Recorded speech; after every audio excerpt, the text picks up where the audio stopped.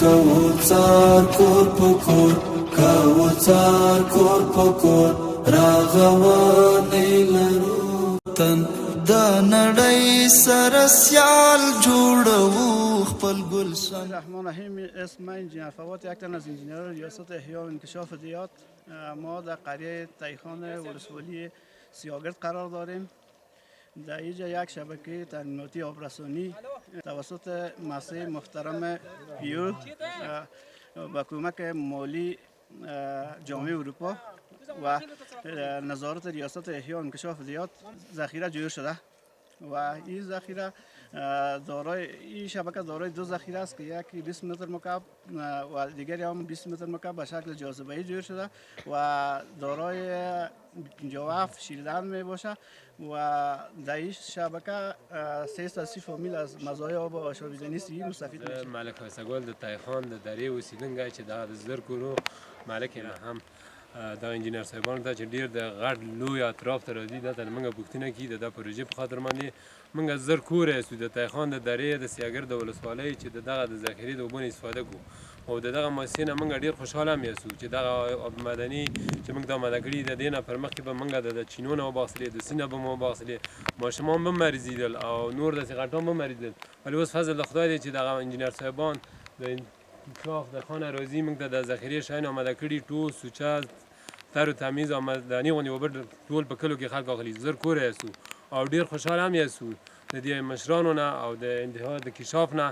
ټولو نه خوشحاله یاستو رسیدګي کوي موږ ته هر وخت په وخت کې هر وخت چې موږ هغه کړی دی دوی راغلی نظارت یې کړی دی د ذخیرې او د شیرونو د قیدیانو د ټولو نظارت یې کړی دی اوس هم چې راغلي دي باران هم ورېږي او اطراف هم ډېر دی د سیلابو امکان هم شته خو د انجینر صاحبان خیر دی اوسي زحمت وباسي راځي دلته موږ د خدمت کې چې دغه د موږ ماشومان د مریضۍ او د یو غټ دغه نه روغتنې ته مثلا ډېره کومک کوي خیر دی سي الله تعالی دې اجرونه ورکړي د دې په عمر کې دې برکت شي د مشرانو او د انجینر صاحبانو او د دې مؤسسې نه ډېر خوشحاله یاستو مننه یا زحمت رحمتي ما د پرون ولایت ساګل ولسوالۍ چارمازکۍ کلي اوسېدونکی خو مې اوبه نه درلودلې اوبه ډېرې کمې وې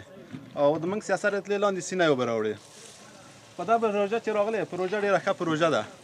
پروژه ښه ده اوبه ښې راځي فعلا خو د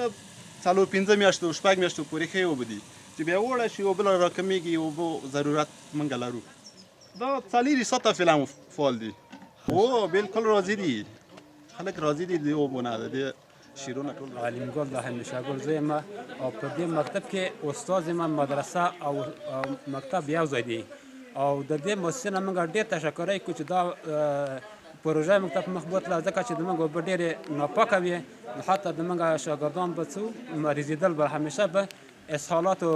مرض و نور د ستوني مرض ورته پیښېدل خو دغه شبکې نه موږ ډېر دغه تشکر کوو چې موږ ته د اوبه مهیا کړې نو بار تقاضا لرو چې موږ نور هم همکاري په معارف کې سره کاندي او دغه نه وروسته د معارف